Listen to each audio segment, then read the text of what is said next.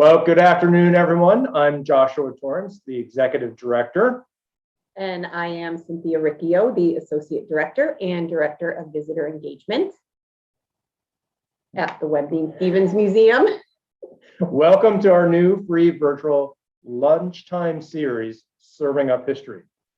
Today's topic is, what do historians think about food?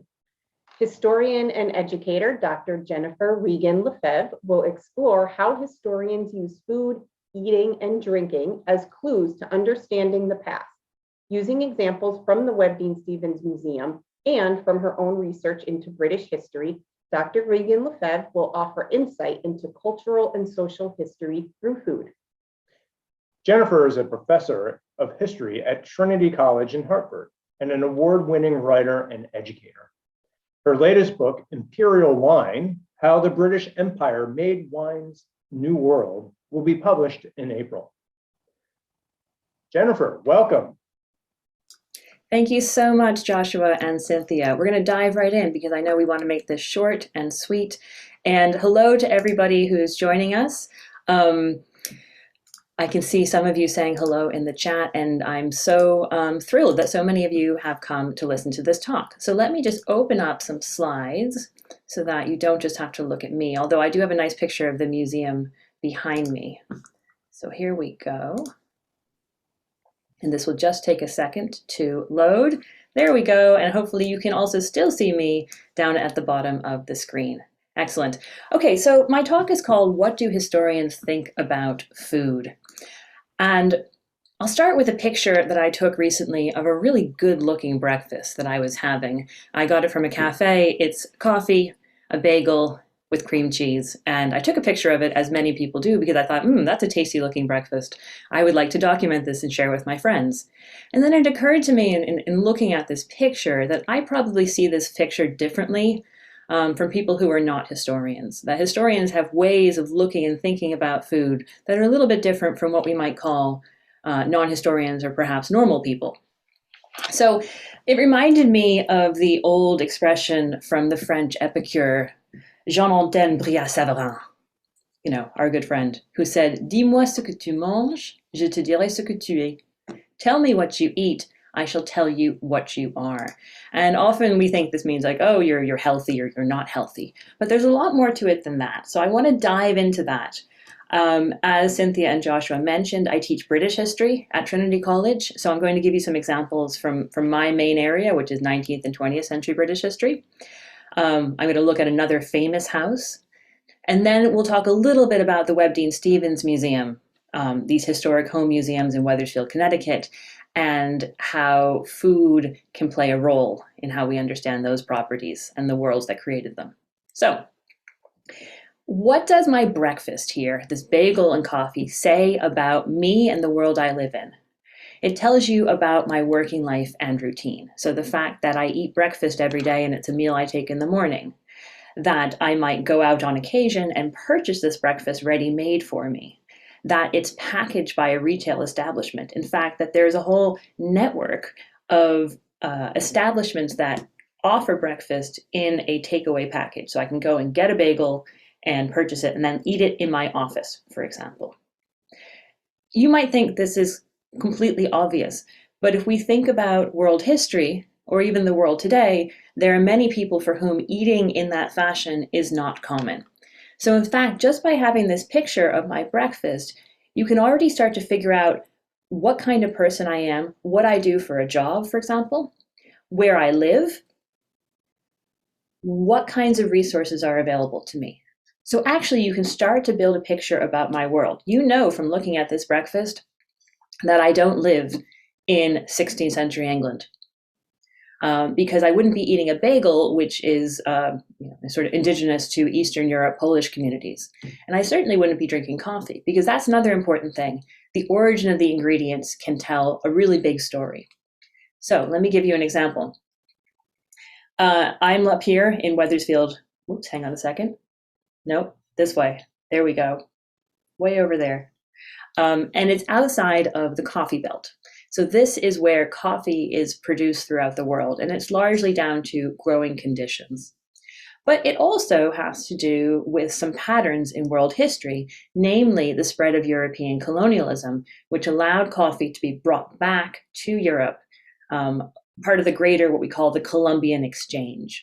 The name comes from Christopher Columbus, but it means the large exchange of foodstuffs between Europe and places that Europeans colonized.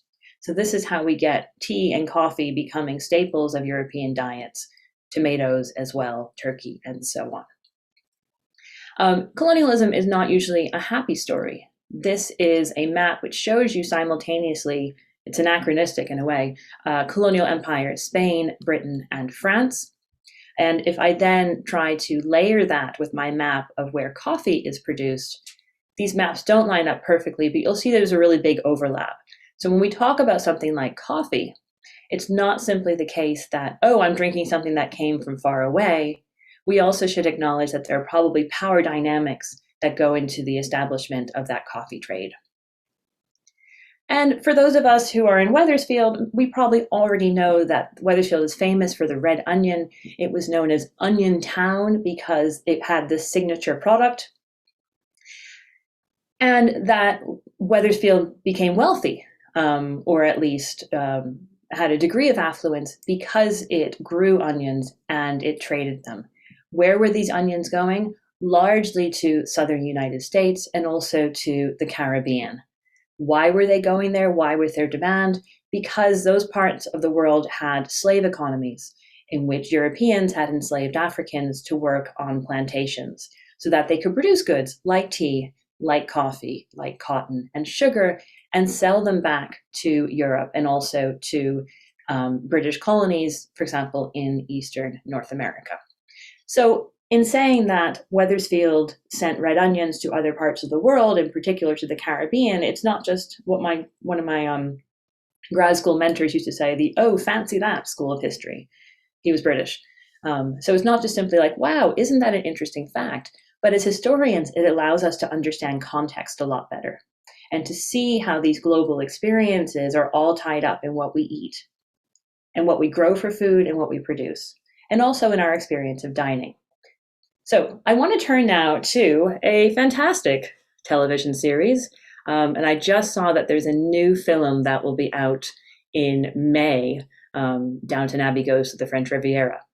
But what's interesting to me about this show as somebody who studies 19th and 20th century Britain, I was struck by this line in the New York Times. Downton Abbey, few television series show more people eating more often. And this is absolutely true. The series, if you watched it on PBS or you've seen it perhaps on Amazon, is full of scenes that take place either in kitchens or around dining tables. And I started to think as a historian why that was. And how it's reflected in the two different worlds in the series. And it's actually very revealing. So we have two groups in Downton Abbey, which in reality is a place called Highclere Castle. First of all, it's the seat of the Grantham family, who are an aristocratic, very wealthy British family. And we see them continuously at table, having very long and elaborate meals, in which they sit together, they are served by their servants, and these meals become in some ways performances. And then downstairs, whoops, hey, you like that? We have the servants who eat quite differently. You can see immediately that their table looks entirely different. It doesn't have a tablecloth. It doesn't have all the multiple spoons and forks and types of glassware. It's much, much simpler. It's much closer to what we experience when we sit down to eat. So this might seem obvious at first, like, oh, well, fancy people have fancy meals and ordinary people have ordinary meals. But what does that actually mean? Well, first of all, let's talk a little bit about the food that people are eating upstairs. In the late 19th century, there was a French chef named Auguste Escoffier, who became incredibly popular in Britain because he became the head chef at the Ritz Hotel. And he really introduced a lot of fine French cuisine, which is very technique driven. It's very elaborate. And the presentation is really important. So here we have some little choux pastries, probably with a savory filling. This is labor intensive. The ingredients are simple, but there's a lot of technique that goes into making this. This is the food that became popular with the British upper classes in the second half of the 19th century and the first half of the 20th, and then it increasingly faded out of importance. So for example, here is a menu that I found from 1902 when I was browsing menus. This is from the New York Public Library's menu collection, which is really great. And this is for a 21st birthday party for a man named Cyril Michael. And just to give you a sense of the types of food that this young man was serving at his party, the menu is entirely in French. Consommé en tasse is actually just a small cup of soup. Saumon, sauce mousseline, filet de sole polignac. This is a fish course. Côtelette d'agneau au petit pois. Lamb chops with peas. It doesn't sound quite as fancy when you have it in English. There are also dishes like the Garlanteen de Poulade, which is a very elaborate chicken dish in which the chicken is boned, rolled, and then covered in aspic with various decorations of herbs and slices of fresh vegetables. We've got some carrots on top there. This is food that takes a very long time to prepare. It should be eaten very slowly and carefully so that you reflect the time that went into preparing it, and it's very elaborate. Why? Oh, first of all, and to drink. I love talking about wine. This meal had some of the most expensive wines that were available in the world at the time, some red Bordeaux, and also some vintage champagnes. I looked up the Michael family and I actually found them in the 1901 census. And I know you probably can't see the detail there, especially because it's handwritten, but they were actually an upper middle class family who had made their money in London with a furniture store. So in that sense, they were not old money, they were not aristocratic, but they wanted to aspire to this lifestyle. And one of the ways that they would show that quite ostentatiously is through the meals that they served for special events. And service, how meals were served, also could be incredibly elaborate. We all joke about knowing which fork to use as a sign of how educated perhaps, or educated at least in a certain kind of custom for eating meals. There were a few different styles in which food was served in 19th century and early 20th century Britain, French service and Russian service.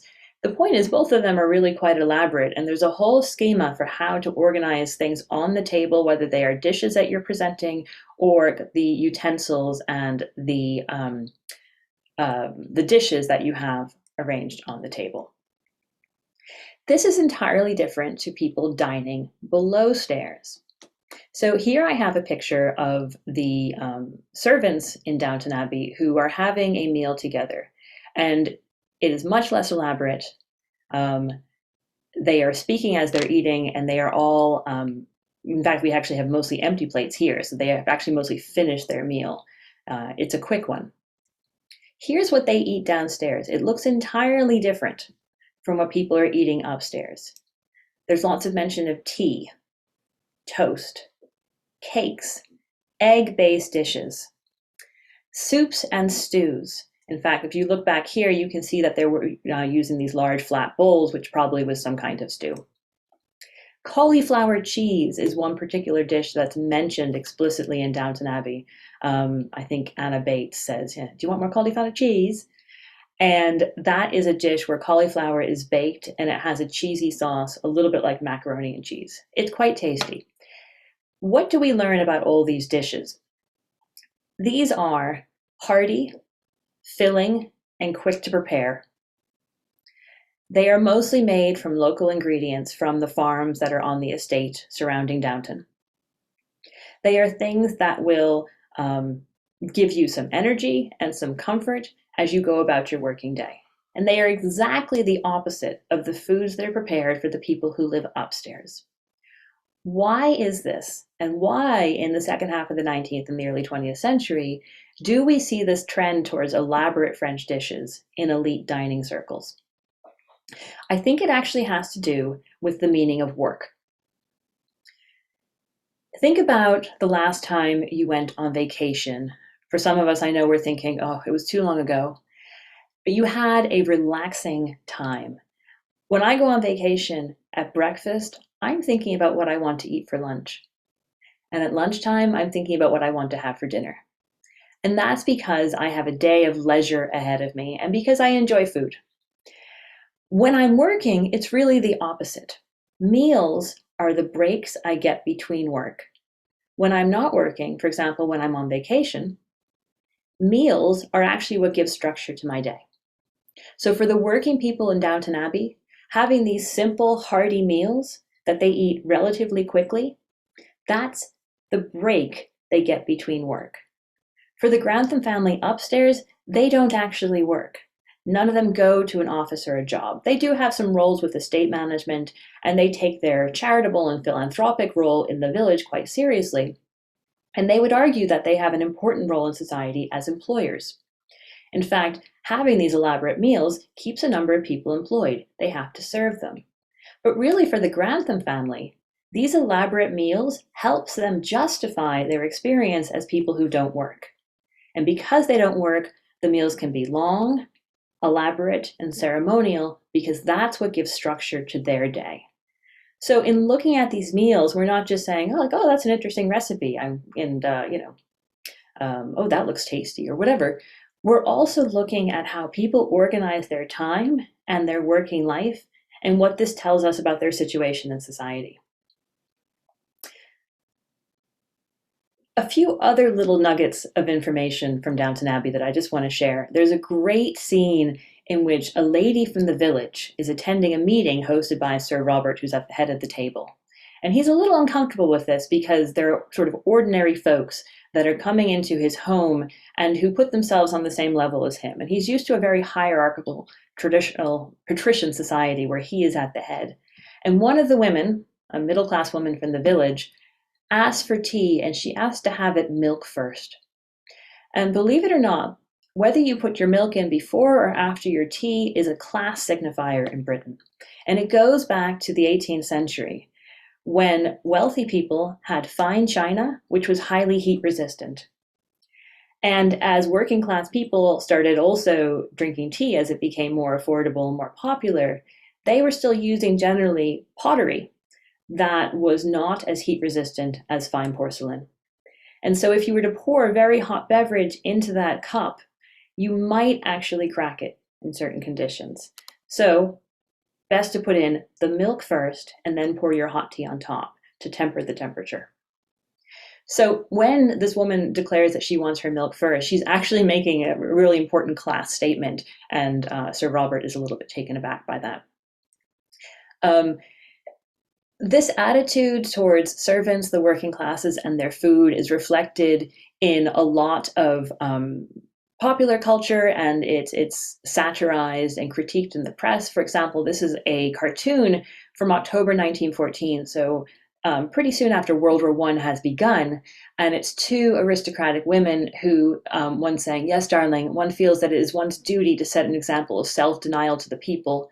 I have put Fido and all the dear dogs on the same food as the servants," which suggests really that to them, what the servants were eating was dog food. They have completely different lives and completely different notions of sacrifice. One sort of epilogue on this story, which I think is quite funny. Tony Blair, who became Labour Prime Minister in 1997, was warned by his PR staff that he must never, under any circumstances, be photographed with a teacup. He always had to use a mug because that was his way of symbolizing that he was a man of the people. And if he were using a teacup, especially with his pinky up, that he could be construed as being elitist in some way. Because in fact, is an interesting epilogue to the story of British food. In the long run, it's the working class food that has won out, and that makes sense because most of us work. So at the National Trust, for example, which is the organization that runs many of Britain's stately homes, there are usually cafes and restaurants, and what they serve in those cafes is definitely not the food of Escoffier. It's not the French choux pastries or the Garlanteen de Poulade. Instead, it is, in this example, a ploughman's lunch, which literally was the lunch favored by the man who pushed the plow. It's a sort of cheese board with salad. Quite tasty, absolutely working class. So how about the Webb Dean Stevens Museum? We find similar hints about their lives, and this is already part of the museum's interpretation of these spaces, and I think it's something that the museum does really well. This says right, it actually should say left. I suppose I'm a little bit impaired in that way. The Dean House dining room here, you can see is a semi-elaborate space. It's not as elaborate as the table that you see in Downton Abbey of the Grantham family, but there is certainly ceremony and pride taken in the way that the table is set. You know, meals are an important moment for the Dean family and also for their guests. And then in the kitchen in the Dean House, something I think that you understand from the tours of the Dean House, and it's really good, is how this kitchen is very, very large compared to the other spaces in the house, which indicates that this was a space for entertaining. And it's frequently outfitted with many of the types of foods that you would find in 18th century Connecticut, some of which are local and some of which have come from a great distance. So you can start to look at this scene and you can try to pick out those instances of trade. And you also see that there's this strong division here, again, between the family who lives in the house, having their meals in this space, and the people who work in the house and who are preparing meals in a very separate space. This is not your modern eating kitchen, which in itself tells us something about social relations. What's next for research in this area? I'm going to finish up now because I know we're trying to keep it really close to time. Here's a great picture. I did not get her permission to use this, but it's in the public domain. This is Tammy Denise standing in the Dean kitchen, and she's talking about cooking and the people who took care of the cooking. This is from the Webb Dean Stevens YouTube channel. And Tammy in particular is talking about a person named Hagar, who was an enslaved woman who worked in the Webb Dean Stevens, the Dean kitchen in the 18th century. And we don't know very much about her because of very limited sources. But one thing I would be curious to know is to what extent did she bring her culinary traditions, a sense of cuisine to the house? You know, perhaps we assume that the Dean family just ordered her to cook things and that she had very little agency there. But I think a cook with a strong personality will often put their spin on things, whether the diners anticipated or not. So it'd be really interesting to know, as we think about different foodways and how food travels, whether the experience of this enslaved woman actually changed the palate or the types of food that were served in the Dean household. And you also have a few other things in this picture. I should just point out, you've got some onions in the back, those famous Weathersfield onions. And then in the foreground over to my left, you've got a large white cone, and that's a cone of sugar, which would have been made in a mold. So sugar would have been put in a mold and sold in that form, and then you could take off a little bit at the top and work your way down. So it's a different way of selling sugar than we have today, and it's also a really important reminder of the connection between Weathersfield and that West Indian trade, and with the slave economies there as well. All right, I'm going to leave it there because we don't have much time, and I know we have some questions. And thank you for listening to my talk. I hope you've learned something from this. And I will stop sharing my screen, I think. Oops, hang on a second. That's a picture of my book, which will be out in April. And I think we'll be celebrating at the museum in the spring. So watch this space. I'm really excited about that. Okay. Well, thank you very much. And we have a nice question, great question, just right off the top. The question was, you touched on Weathersfield red onions. How do they process them? Do they pickle them? Onion spreads? This particular person is looking for recipes because she just planted some heirloom seeds a few days ago. And it would be a fun project to recreate some old recipes. So any red onion recipes? That is a really great question, and I will not lie to you. I do not know the answer. There is a strong tradition in Britain of pickling and also making chutneys. We often think of chutneys as being an 18th century import from India, and it absolutely was, particularly with the certain flavor combinations and spices, but there's also a much older tradition in England of preserving different kinds of fruits and vegetables. So I would absolutely expect to see that.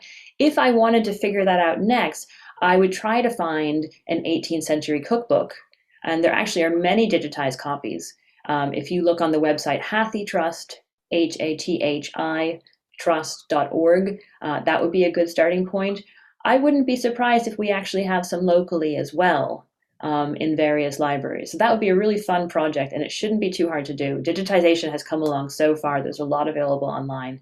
Connecticut Historical Society as well has digitized a lot of material. I think we could probably start by looking there. So if you you talked about the in Downton Abbey, so the upside down, up and down. I was curious because we were talking about wines. What kind of wines were the servants drinking at that time, or those who were not, up top? So for the most part, the working classes in Britain were not drinking much wine in the 19th and early 20th centuries. What they were drinking was probably wine from British colonies, so in particular Australia and South Africa, later to a lesser extent New Zealand and Cyprus. That's actually the topic of my book. It's how Britain actually fostered viticulture, the growing of grapes to make wine in British colonies, and how that found a market back in Britain with working class people because it was affordable and it was quite cheap. That means the same thing. So another question we have, was there a pineapple in the kitchen scene? In the kitchen in the Dean house, I'm wondering, is that the reference? There may have been. There may have been. Pineapples, I understand, were a sign of hospitality. They're an exotic fruit, but that actually travels relatively well because it's got the hard shell. Think about a pineapple versus softer citrus. So they're easy to transport and they do last for a while. So they were, in fact, a popular, very special fruit in 18th century Britain and also in 18th century British colonies. So I'm also very interested in talking was just wonderful, and I like how you touched a little bit on the material culture of food and how specific objects were built and made specific to different kinds of food. And we had this great question, and I had forgotten about this. It was, can you briefly speak to how Americans eat with forks and knives differently than those in Britain, and perhaps why? Yes, I see that's a question from my friend Marjorie. Hi, Marjorie. I'm again going to disappoint you by not knowing the precise answer to that question. And it's funny because I actually don't, eat properly really in any country. And I think that's because my sisters and I are all left-handed and our parents are right-handed. So when they tried to teach us how to eat, we always got it backwards anyway. And then we were born in the US and then brought up in England. So I'm a little bit confused. But if I had to take a guess, and I'm going to have to take a guess here, I wouldn't be surprised if that is a case of a sort of working class, less affected way of eating that has remained strong in Britain, and that perhaps the Americans imported a more stylized means of eating and have maintained it. But another question we have, when did having tea begin? Having tea began in the 18th century for the most part. And historians think pretty much that there was a trickle-down effect, that tea was initially very expensive. So it was enjoyed by elites in Britain. And there's a whole, again, the material culture is really important. There's a whole culture that starts to grow around tea, having nice teapots, having strainers for your tea as well, having the right kind of porcelain cups. So it becomes ritualized quite quickly in a British context, meaning also in the British colonies. And that trickles down gradually so that it becomes more and more accessible as the tea trade grows. Most tea is coming from China. In the 19th century, Britain is going to expand a lot of its tea trade and plantations into Sri Lanka, then called Ceylon. And all this drives down the price of tea to make it an affordable thing that people can have several times a day. But it's an 18th century ritual in the British context. Speaking of tea, I think it's about time for me to have a cup of tea. It's that time, or mug of tea. I want to thank you all so much for joining us today, but particular thank you to Jennifer. Not hold on, not, oop, Not just tea, but the idea of tea time. Tea time. Well, and also I think there's a question that we were just looking at this question. Tea as a meal. That's a British expression for what Americans would call supper. So when you have a kind of casual meal at home at the end of the day, and that is probably more of a early 19th century evolution in terms of working class culture. After a kind of shift work, you'd have tea and you'd have a meal at home, which would be really quite simple. Super. Well, thank you so much. Cindy, tell us what we're serving up.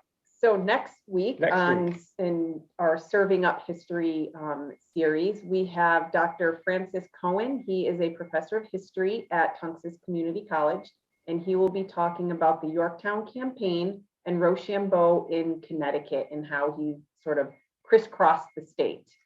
So join us next Thursday at the same time. Fantastic. And thank you all so much again for joining us. Thank you, Jennifer, for your time and your talk. And stay tuned for more great programs coming from the Webbe Dean Stevens Museum. Have a good afternoon, everyone. Thanks, everybody. Bye.